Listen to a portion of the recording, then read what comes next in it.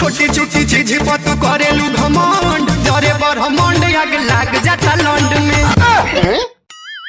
तो क्या हाल बा भाई लोग, हम आशा करत तनी कि रउआ लोग ठीक होके। भाई लोग एगो गाना आइल है, गानवा सुन के नू और झोंटिए जर जाता। लेकिन क्यों?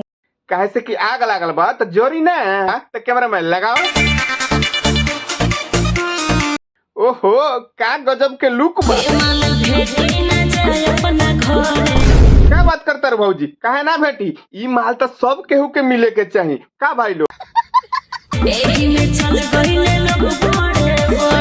कितना बड़ बा हो। छोटी छोटी चीज पर तू करेलू घमंड, घमंड ना करी तो का करी, ओकर सामान ह तो घमंड करबे न करी। जरे ब्रह्मांड आग लाग जाता लंड में। का भाई? जरे ब्रह्मांड आग लाग जाता लंड में। हाँ तो भौजी कह तारी आव न बुता। तो भौजी खड़े खड़े बुताइबू ना ना, तो हम लोग गलत मत सोच। तो कैमरा मैन लगाओ तो भौजी आगवा कैसे बुताव तारी। समझ रहे हो? ई कौन स्टाइल है आग बुझावे के?